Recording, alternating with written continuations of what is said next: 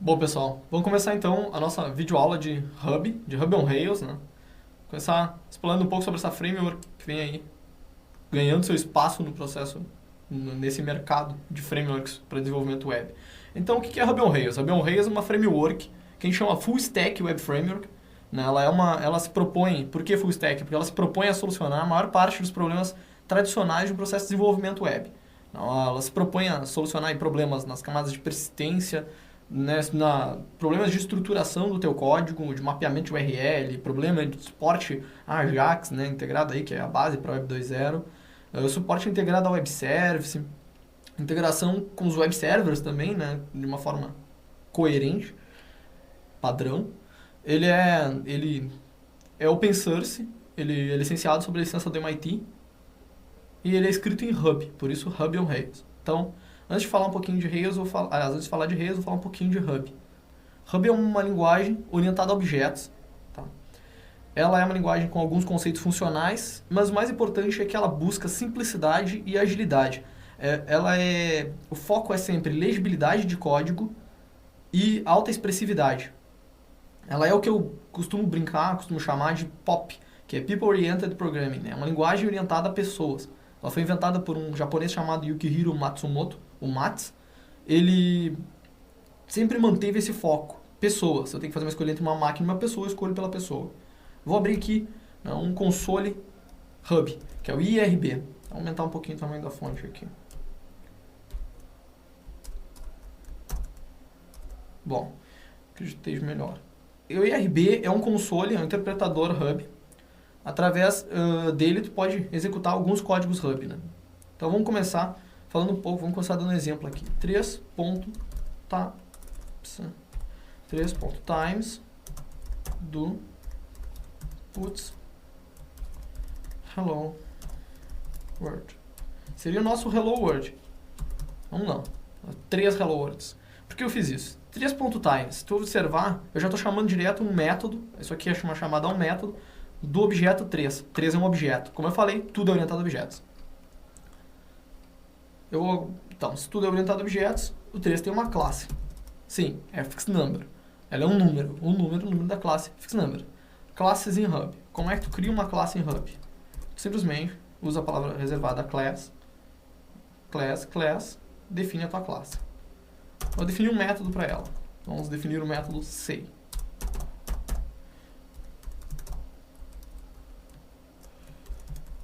Hello. Bom, então agora eu já posso instanciar um objeto dessa classe dizendo class.new, invocando o método new. E esse objeto já tem o método que eu criei, say. Tá lá, hello. Bom, então essa é só uma introduçãozinha sobre como é Hub. Ctrl D e eu matei um processo IRB. Agora focar em Rails. Como a gente já falou, né, vamos começar como a gente falou, que é uma framework que tem um foco em agilidade no processo de desenvolvimento e se propõe a solucionar, né, vários problemas. Então, um dos maiores problemas aí seria o problema da velocidade para começar a desenvolver, né, que é o tradicional, né, configura HTML aqui, configura não sei o que lá, roda tal coisa, instala tal biblioteca. Bom, o Hub, tu instalou o Hub, uma vez que ele esteja instalado, a gente não vai cobrir isso aqui, né? Eu vou presumir que ele esteja instalado, tu começa uma aplicação tua, dizendo Rails e o nome da aplicação que tu quer. A gente vai construir uma mini loja virtual aí só para demonstrar alguns aspectos do processo de desenvolvimento com o Hub. Aliás, com Rails também. Então, Rails Web Shop. E ele vai criar alguma coisa aqui. Já criou um conjunto de pacotes, um conjunto de pastas. Tá aqui. Web Shop. Ele tem algumas pastas. Vamos dar um tree aqui. Esse tree, né, é um comando para quem não conhece que mostra a árvore de pastas quando eu passo "-d", senão ele mostra tudo que tiver na estrutura. Tá aqui. Essa é a estrutura que o Rails cria automaticamente. Então eu tenho aqui app, que seria a minha aplicação, componentes seriam componentizações da minha aplicação. Então, Rails é uma framework MVC, puramente MVC. Então tá aqui, já vê a estrutura já dividida, né, numa separação com controllers, helpers, models and views. Para quem não conhece, isso é uma forma de estruturar teu código separando ele em 3 camadas. Uma camada de controle, que seria uma camada mais geral, onde tu tem lógicas de trabalho sobre dados, uma camada de dados específica e uma camada de apresentação, que é como tu mostra o que tu está trabalhando e como tu chama ou invoca os teus controladores. Depois tu tem uma estrutura com config, né, arquivos de configuração, arquivos de banco, ou que a gente vai ver alguns, documentação, bibliotecas, public, né, tem aqui uma inversão de conceito em relação a quem é oriundo aí de algumas ambientes como Tomcat, por exemplo. No Tomcat tu tem todas as tuas pastas, em outros ambientes, né, tu tem todas as tuas pastas publicadas e uma pasta escondida, né, como é o WebInf, por exemplo. Aqui no Rails tu tem uma inversão dessa lógica. Tu tem todas as pastas não públicas e a única publicada é a public. Tudo que está aqui dentro automaticamente é público. Scripts são scripts que vamos auxiliar, a gente vai ver eles agora em seguida. Testes, o Rails é altamente orientado a testes, ele te auxilia no processo, facilita o processo de criação de testes, com dados falsos, classes falsas, testes para funcionalidade, testes unitários, que são testes para os teus mecanismos de acesso, para os teus models, né, mecanismos de acesso aos dados. Então já tem testes, isso aí é oriundo de filosofias como XP, né? Metodologias como XP trazem esse conceito, né, de testar tudo. Então o Rails te dá facilitadores para te utilizar isso, e isso te dá também garantia de qualidade em relação ao teu código. É muito interessante a filosofia de manter testes antes. E aqui está o Rails em termos práticos, né? O Rails ele fica na pasta vendor, né? Lá dentro tem toda a estrutura do Rails. No meu caso aqui, como eu estou num Linux, ele linkou para dentro do sistema. Para quem vem do Windows não sabe que é um link, é como se fosse um atalho. Ele linkou para as bibliotecas que já existem dentro do sistema, né? Eu posso sobrescrever esse comportamento e mandar ele criar de fato os arquivos. Não vamos fazer isso. Bom, então essa é a árvore, não? Então agora vamos tem um conceito aí que eu falei que é um conceito que ele tenta te agilizar, e para te agilizar existe um conceito de conventions over configurations. Esse é um conceito que o Rails traz já desde o seu início, que é o seguinte: tu elimina o máximo possível de configurações adotando o máximo possível de convenções. Então, se determinado comportamento é o mais óbvio ou o mais provável, eu vou adotar esse comportamento e vou com uma convenção, e vou deixar a configuração para segundo plano, porque se alguém precisar configurar, essa pessoa configura.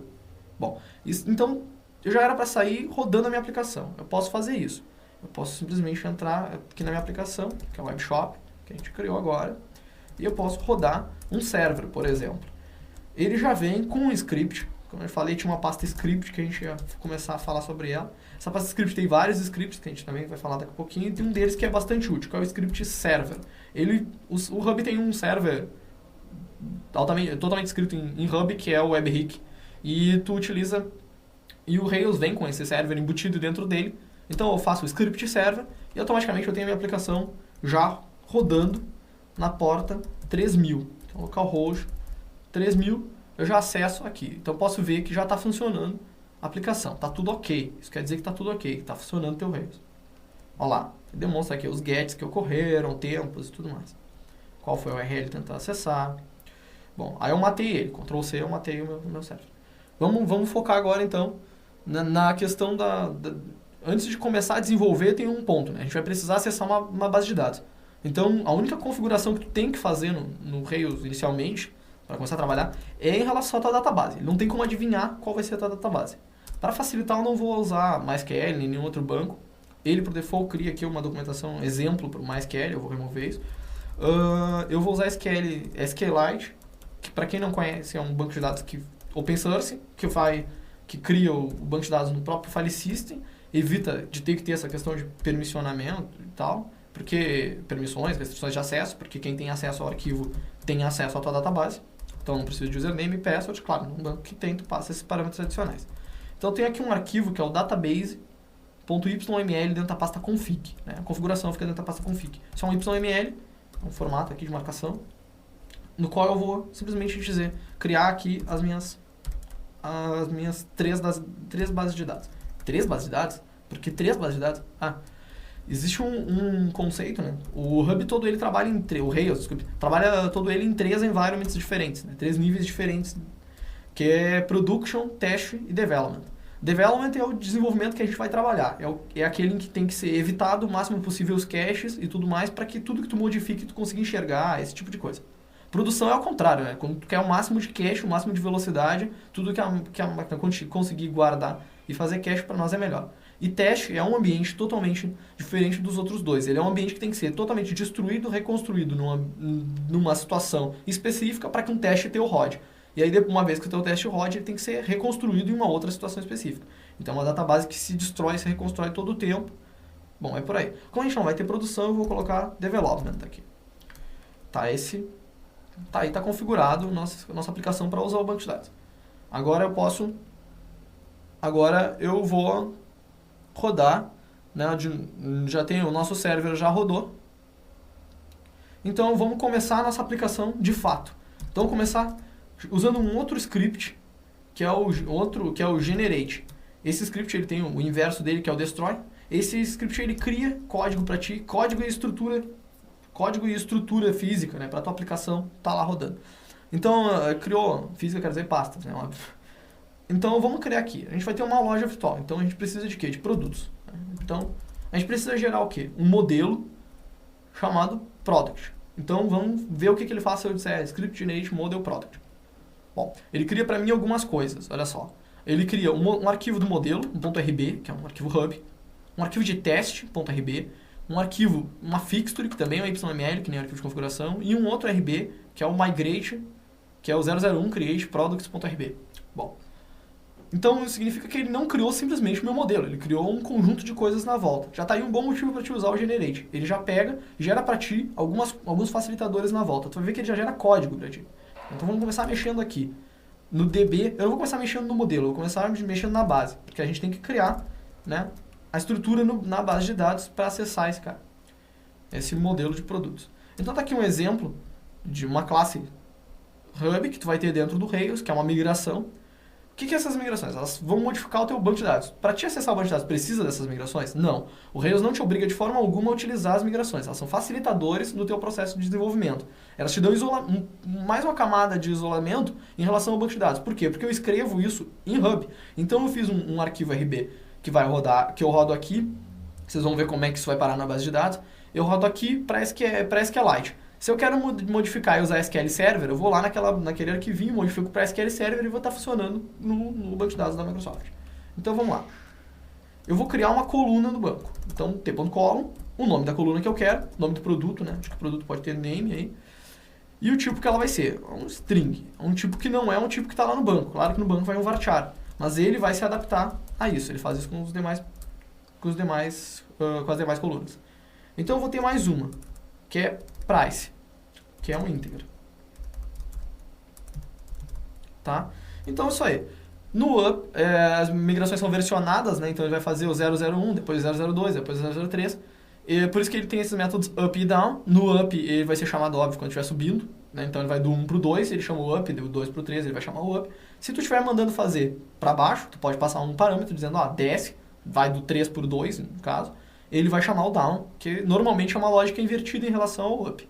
Bom, então vamos lá. Salvei esse arquivo aqui. E como é que eu faço isso parar dentro da minha base de dados? Eu faço rake, db. Rake é uma ferramenta de build, é como o make, é o make do Hub. É uma ferramenta de build como o Engine. Então como é que eu descubro o que eu tenho? O Rails já vem com algumas tarefas, né? Para te ajudar, as tasks. Então eu rodo rake, tasks, e automaticamente eu vou ter a listagem de todas as tarefas, né, aqui que existem dentro do Rails. Uma delas aqui é a rake db, tem várias, né, relacionadas ao banco. Eu tenho uma rake db migrate. Então lá, rake db migrate. Ele vai migrar, se tudo correr certo, ele vai migrar, ponto. Ele criou, tá aqui, ó, create table products. Bom, muito bem. Então isso significa que ele já criou a minha tabela de produtos. Significa que também já tem acesso direto a esses dados através de um modelo. Eu não vou. Então vamos começar a usar. Antes de eu começar a mexer nisso, eu vou usar mais um script generate. Existe uma ferramenta que o Rails traz que a gente chama de scaffold. Na verdade, não é bem uma ferramenta, é um conjunto de coisas, de ferramentas que servem para te auxiliar no processo de desenvolvimento. Ele gera automaticamente um conjunto de códigos óbvios que tu vai precisar para desenvolver. Então, se tem um modelo como de produtos, que é o nosso caso, a gente vai precisar inserir, editar esses produtos, listar os que existem e tudo mais. Então, tu tem como criar uma estrutura que faz todo esse CRUD, né? Todo esse mecanismo de criação, leitura, atualização e deleção. Tu vai fazer script generate, scaffold, e o que tu quer. No meu caso, eu vou querer, para o modelo de produto, para o modelo product, eu vou querer criar um controller chamado story que vai ter todas essas views já